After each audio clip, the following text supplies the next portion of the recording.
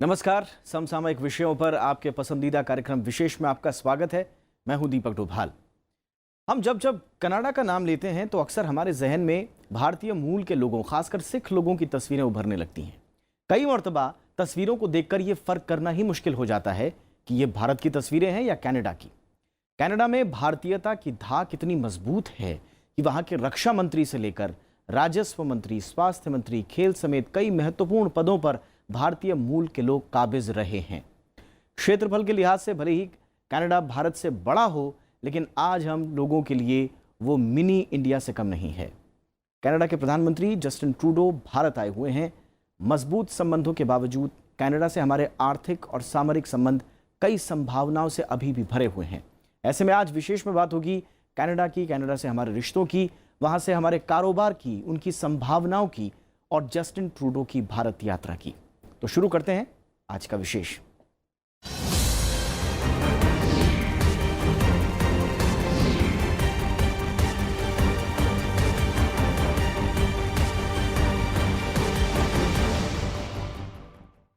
British Commonwealth का हिस्सा Canada उत्तरी अमेरिका महाद्वीप का सबसे बड़ा देश है।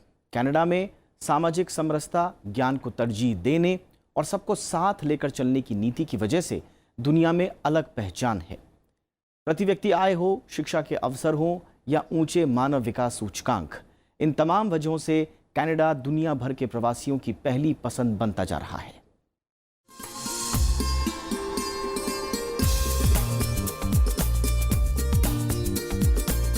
पश्चिमी गोलार्ध पर बसा कनाडा क्षेत्रफल के लिहाज से ये उत्तरी अमेरिका महाद्वीप का सबसे बड़ा देश है। इसका कुल क्षेत्रफल 99.8 लाख वर्ग किलोमीटर है। इस लिहाज से ये रूस के बाद दुनिया का दूसरा सबसे बड़ा देश है। ये देश अटलांटिक से प्रशांत महासागर तक और उत्तर में आर्कटिक महासागर तक फैला हुआ है। संयुक्त राज्य अमेरिका के साथ लगने वाली इसकी अंतर्राष्ट्रीय सीमा विश्व की सबसे बड़ी भू सीमा है। कनाडा में 10 प्रांत और 3 केंद्र शासित प्रदेश हैं।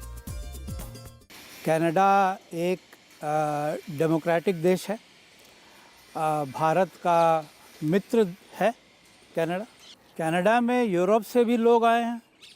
असल में यूरोप से लोग अमेरिका में भी आए थे, वो भी सारे यूरोपियन ही हैं। मूल काफ़ी तादाद में फ्रांस से लोग हैं। क्यूबेक जो उनका प्रोविंस है, तो एक फ्रेंच स्पीकिंग जो है वो बड़ी भारी पॉपुलेशन है और अंग्रेजी बोलने वाला जो है वो उनसे ज़्यादा हैं थोड़े। कनाडा नाम की उत्पत्ति स्थानीय हुरोन शब्द कनाटा से हुई। इसका अर्थ है गांव अथवा बसावट। मूल रूप से कनाडा आदिवासियों की भूमि है। 16वीं शताब्दी के शुरू में यहाँ ब्रिटिश और फ्रेंच मिशनरी और व्यापारियों की आमद हुई। फ्रांसीसियों ने 1537 में यहाँ पहली फ्रेंच कॉलोनी ऑफ कनाडा की स्थापना की। हालांकि बाद में सैन्य तौर पर बेहतर यूनाइटेड किंगडम ने इसके ज्यादातर इलाकों पर कब्जा कर लिया। ब्रिटिश उत्तर अमेरिका एक्ट के तहत 1 जुलाई 1867 को कनाडा की कॉलोनी न्यू ब्रुंसविक और नोवा स्कॉटिया को आपस में मिलाकर कनाडा के संघीय अधिराज्य की स्थापना की गई। 1931 में वेस्टमिंस्टर कानून बना, जिसके बाद कनाडा की आजादी का ऐलान कर दिया गया। जो ब्रिटेन की रानी है, क्वीन एलिजाबेथ, वो अभी भी उनका कनाडा से एक नाता जुड़ा हुआ है कि वो फेडरल टाइप का है। कोई मतलब डायरेक्टली रूल नहीं करती, लेकिन वो हेड ऑफ कनाडा जो है वो मानी जाती हैं और उनके प्रतिनिधि जो हैं वो कनाडा के गवर्नर, जो लेफ्टिनेंट गवर्नर जनरल जो हैं वो माने जाते हैं। अपने नाम के अनुरूप कनाडा विविधता और समावेशी संस्कृति को प्रोत्साहित करता है। अंग्रेजी और फ्रेंच यहाँ की आधिकारिक भाषाएं हैं। देश की जलवायु ज्यादातर ठंडी है, लेकिन देश का दक्षिणी भाग गर्मियों में ज्यादा गर्म रहता है। कनाडा का शुमार आर्थिक तौर पर विकसित देशों में होता है। प्रति व्यक्ति आय के लिहाज से कनाडा का दुनिया भर में 10वां स्थान है। मानव विकास सूचकांक पर इसकी वैश्विक रैंकिंग 9वीं है।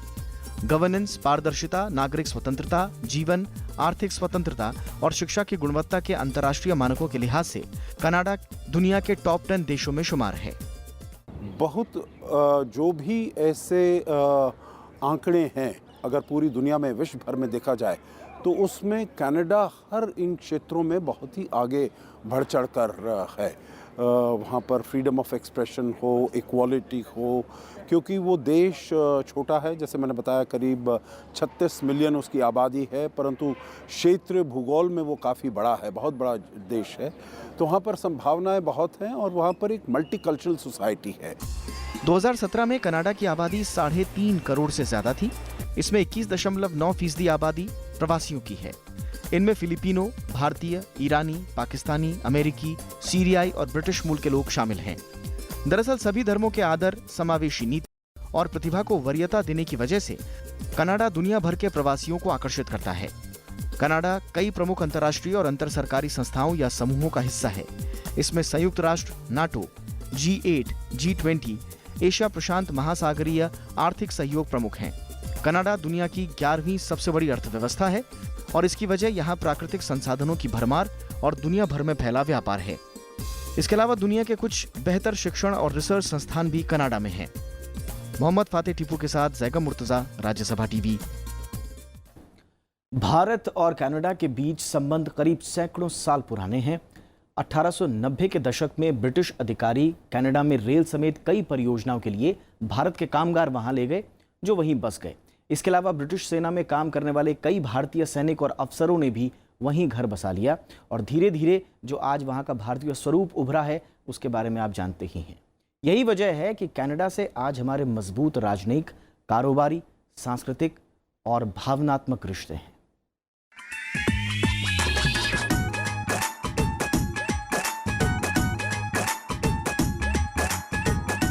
इन तस्वीरों से आप कनाडा और भारत के मजबूत भावनात्मक और सांस्कृतिक रिश्ते को समझ सकते हैं।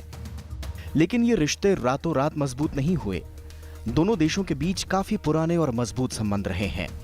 दोनों देश दशकों से एक समान लोकतांत्रिक मूल्य, बहुलवादी समाज और मजबूत संपर्क तंत्र साझा करते हैं।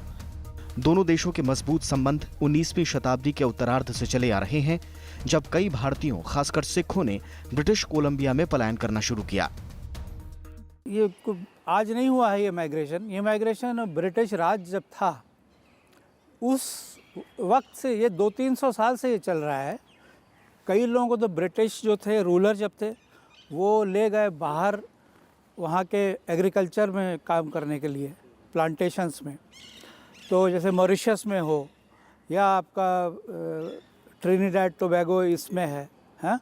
तो और दूसरा ये है कि एजुकेशन, हायर एजुकेशन के लिए जाते हैं। भारत ने 1947 में ही कनाडा के साथ राजनयिक संबंध स्थापित कर लिए थे। कनाडा का भी नई दिल्ली में उच्चायोग है, तो बेंगलुरु, चंडीगढ़ और मुंबई में कॉन्सुलेट जनरल, जबकि कोलकाता में एक कॉन्सुलेट है। समय के साथ साथ दोनों देशों के बीच संबंध काफी मजबूत हुए। कनाडा में तो आलम यह है कि वहां कई मौकों पर कनाडा और भारत में फर्क करना ही मुश्किल हो जाता है। भारतीय मूल के कई लोग आज भी वहां कई शीर्ष पदों पर हैं, जो कि डॉक्टर्स हैं, इंजीनियर्स हैं। ये लोग भी वहाँ जाके टीचर्स, प्रोफेसर्स हैं वहाँ की यूनिवर्सिटीज़ में। उसमें भी भारतीय मूल के लोगों का एक बहुत बड़ा हिस्सा है। और वहाँ पर जो लोग जाते हैं, अगर पढ़े लिखे लोग हैं तो वहाँ पर उनको अच्छी तरह से काम मिल जाता है। वहाँ पर जैसे हमने बताया कोई डिस्क्रिमिनेशन नहीं है, इक्वालिटी है, जॉब अपॉर्चुनिटीज़ हैं। उधर राजनयिक स्तर पर कई द्विपक्षीय यात्राओं के जरिए दोनों देशों ने अपने संबंधों को मजबूती दी। कनाडा के तत्कालीन प्रधानमंत्री जीन क्रिस्टीन 2003 में तो प्रधानमंत्री पॉल मार्टिन 2005 में भारत यात्रा पर आए। तत्कालीन प्रधानमंत्री स्टीफन हार्पर ने 2009 में भारत का आधिकारिक दौरा किया। G20 शिखर बैठक में हिस्सा लेने के लिए उस वक्त के प्रधानमंत्री मनमोहन सिंह ने 2010 में कनाडा के टोरंटो का दौरा किया। इसके बाद कनाडा के प्रधानमंत्री स्टीफन हार्पर एक बार फिर 2012 में भारत दौरे पर आए। शीर्ष नेतृत्व के अलावा दोनों सरकारों के कई महत्वपूर्ण नेता और अधिकारी एक दूसरे देशों में यात्रा कर आपसी संबंधों को मजबूत करने में कामयाब रहे।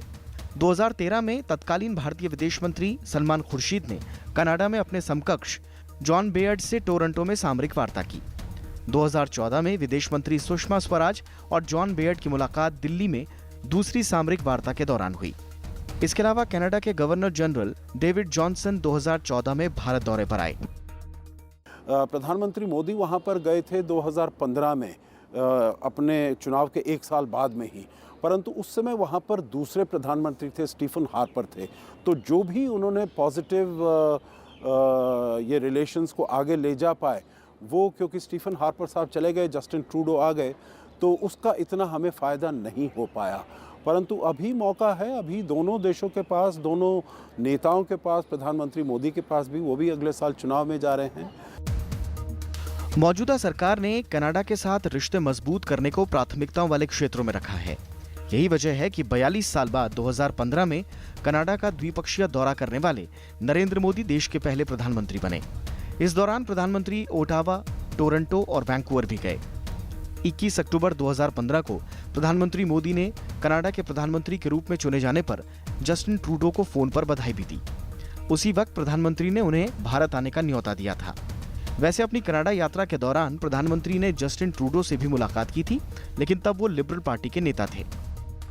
मैं ये उम्मीद करता हूँ जो जब प्रधानमंत्री ट्रूडो का यहाँ पर मुलाकात होगी, बातचीत होगी, तो जो अड़चनें हैं हमारे रिश्तों को और नए एक लेवल पर ले जाने के लिए, क्वांटम जंप देने के लिए, वो रुकावटें हैं उनको हम हटा पाएंगे। हाल ही के वर्षों की बात करें तो 2016 में निर्मला सीतारमण ने बतौर वाणिज्य मंत्री कनाडा का दौरा किया। उसी साल वित्त मंत्री अरुण जेटली भी कनाडा गए। 2017 में केंद्रीय मंत्री चौधरी बीरेंद्र सिंह भी कनाडा गए, जबकि कनाडा की तरफ से भी 2017 में वहां के रक्षा मंत्री हरजीत सिंह सज्जन, कृषि मंत्री लॉरेंस मैकाले समेत कई मंत्रियों और अधिकारियों ने भारत का दौरा किया। Bureau report, Rajya Sabha TV. Canada में भारतीयों की अच्छी खासी तादाद बसती है। इनमें पंजाब और गुजरात प्रांत से गए लोगों की भरमार है। इसके अलावा भारतीय कनाडा में कई प्रमुख पदों पर भी हैं।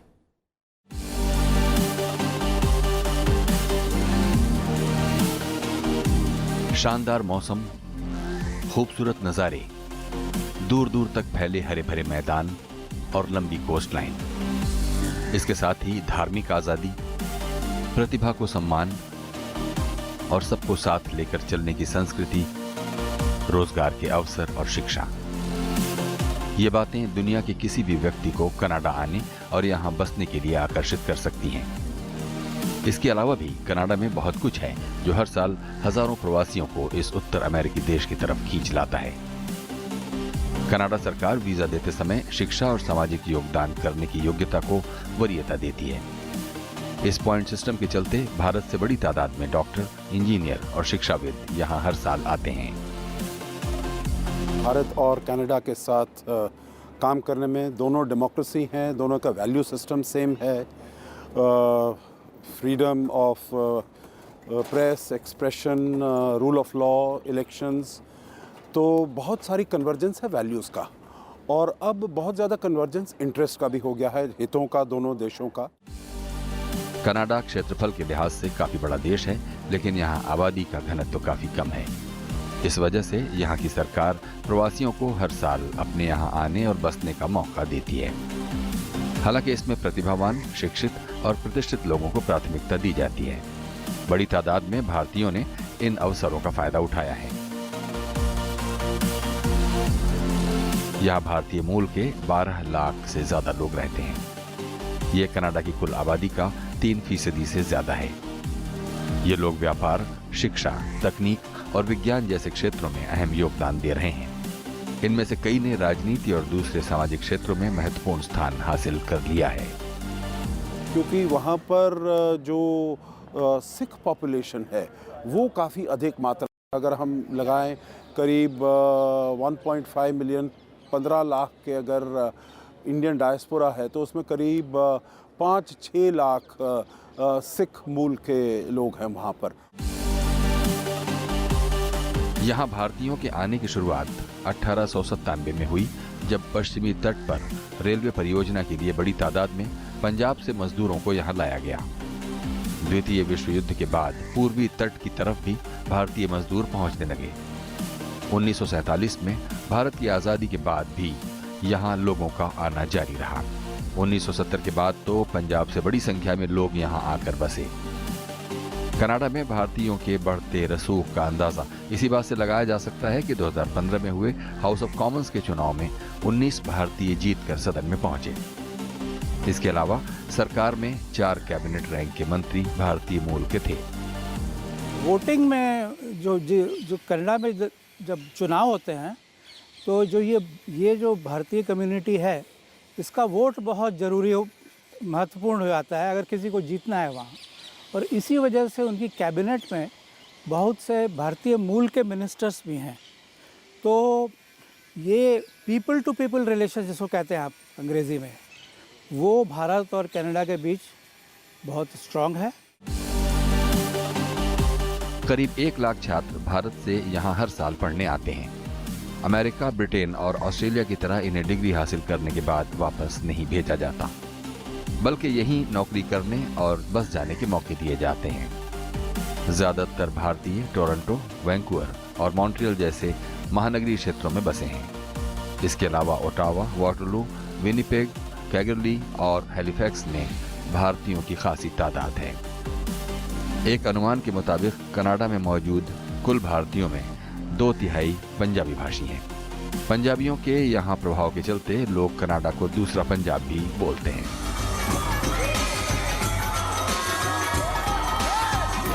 मोहम्मद फातेह टीपू के साथ जैगम मुर्तजा, राज्यसभा टीवी।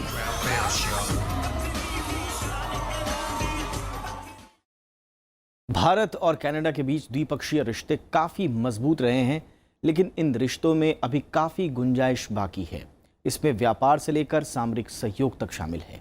आइए देखते हैं दोनों देशों के बीच इस वक्त व्यापारिक रिश्ते कैसे हैं और किन क्षेत्रों में अभी गुंजाइश है।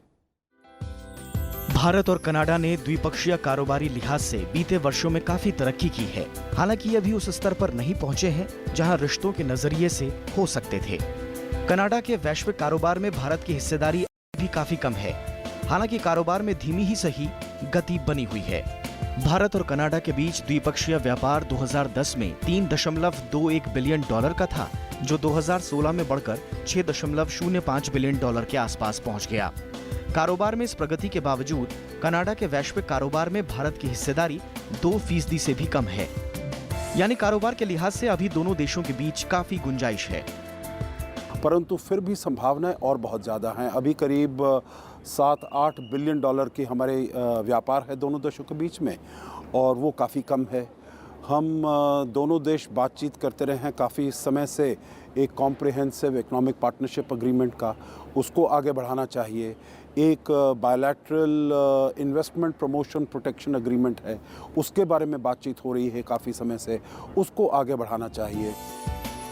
आज भारत कनाडा को रत्न, गहने, कीमती पत्थर, फार्मास्यूटिकल उत्पाद, रेडीमेड वस्त्र, जैविक रसायन, हल्के इंजीनियरिंग सामान, लोहा और स्टील जैसी वस्तुएं निर्यात करता है।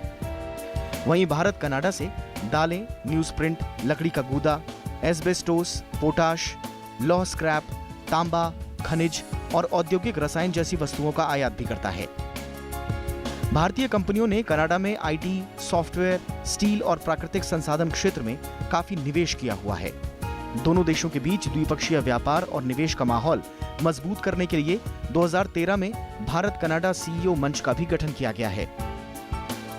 रॉ मटेरियल भेज सकते हैं, और हम ये अपनी फैक्ट्रियों में हमारे यहाँ जो गुड्स बनते हैं, और अब वो सब चीज़ें जाने ही लगी हैं। छोटी कारें फॉर एग्जांपल, ये सब इंजीनियरिंग गुड्स है, फार्मास्यूटिकल्स है। कंपनियां जो हैं, जो मल्टीनेशनल्स बन गई हैं, जैसे आपके बड़े बड़े ग्रुप्स हैं, टाटा, बिरला, ये लोग फार्मा ग्रुप्स, ये लोग वहाँ की कंपनियों को खरीद रहे हैं। तो संभावनाएं बहुत ज़्यादा हैं। इनोवेशन में है, इंडस्ट्री में है, स्किल डेवलपमेंट में है, एनर्जी में है, सिविलियन न्यूक्लियर एनर्जी कोऑपरेशन में है, तो संभावनाएं बहुत हैं। व्यापारिक संबंधों के अलावा भारत और कनाडा के बीच मजबूत सांस्कृतिक संबंध भी हैं। इसका बड़ा कारण वहां रह रहे 12 लाख से ज्यादा भारतीय मूल के लोगों का होना है। कनाडा ने हाल ही में Canada India parliamentary friendship group की शुरुआत की है, जिसमें 80 से ज्यादा सांसद सदस्य हैं। दोनों देशों के बीच परमाणु ऊर्जा सहयोग के लिए 2010 में परमाणु सहयोग करार यानी NCA पर हस्ताक्षर हुए और 2013 में इसे लागू भी कर दिया गया। भारत और कनाडा के बीच इनके अलावा ऊर्जा में हाइड्रोकार्बन, कोयला और विद्युत के क्षेत्र में संभावनाओं को तलाशा जा रहा है। पेट्रोलियम और प्राकृतिक गैस के क्षेत्र में भी दोनों देशों के बीच कई करार हुए हैं। शिक्षा दोनों देशों के बीच सहयोग का प्रमुख क्षेत्र रहा है। इनके अलावा कृषि, विज्ञान और प्रौद्योगिकी और अंतरिक्ष समेत कई क्षेत्रों में आपसी सहयोग से दोनों देश संभावनाओं को तलाश रहे हैं। Bureau report, Rajya Sabha TV. Canada के प्रधानमंत्री जस्टिन ट्रूडो 7 दिन के भारतीय दौरे पर हैं। कनाडाई प्रधानमंत्री का ये भारतीय दौरा इस लिहाज से बेहद खास है क्योंकि इस यात्रा के दौरान न केवल दोनों देशों के आपसी रिश्ते मजबूत होंगे बल्कि दोनों देशों के सामरिक और रणनीतिक संबंधों को भी एक नया विस्तार मिलने की उम्मीद है। इस दौरान जस्टिन ट्रूडो प्रधानमंत्री नरेंद्र मोदी से भी मुलाकात करेंगे और इसके अलावा वे भारत के कई उद्योगपतियों, फिल्म जगत के लोगों से उनके मिलने का भी कार्यक्रम है। 17 से 24 फरवरी तक भारत की यात्रा पर आए कनाडा के प्रधानमंत्री जस्टिन ट्रूडो ने अपनी यात्रा की शुरुआत दुनिया के अजूबों में शामिल ताजमहल के दीदार से की। इस दौरान उनकी पत्नी और बच्चे भी साथ थे। सोमवार को जस्टिन ट्रूडो गुजरात में साबरमती आश्रम पहुंचे, जहां पहुंचकर उन्होंने बापू की सत्य और अहिंसा के सिद्धांत को याद किया। गुजरात जाने वाले जस्टिन ट्रूडो कनाडा के पहले प्रधानमंत्री हैं। दोनों देश एक देखिए रीजनल और ग्लोबल रोल प्ले कर सकते हैं।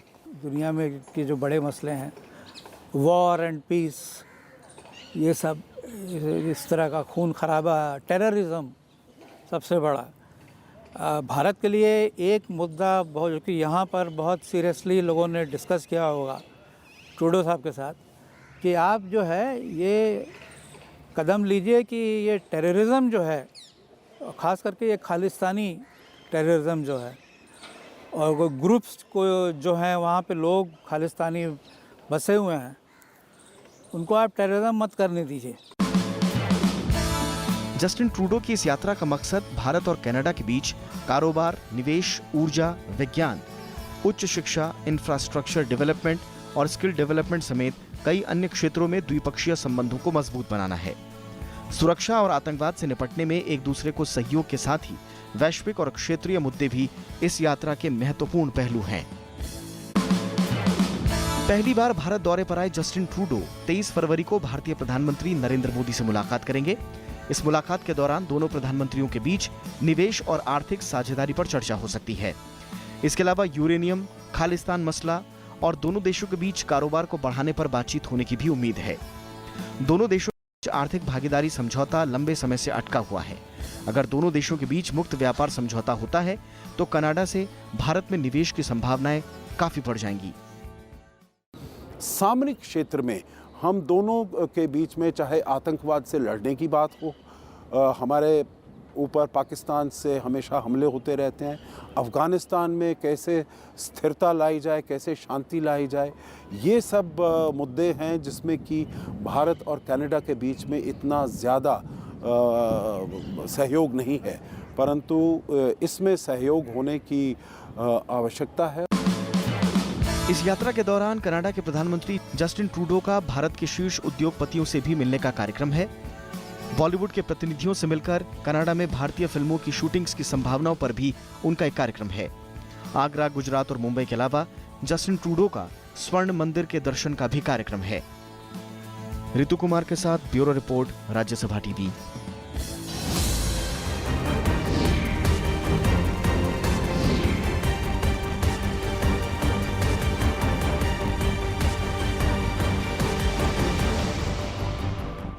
तो ये था आज का विशेष। नमस्कार।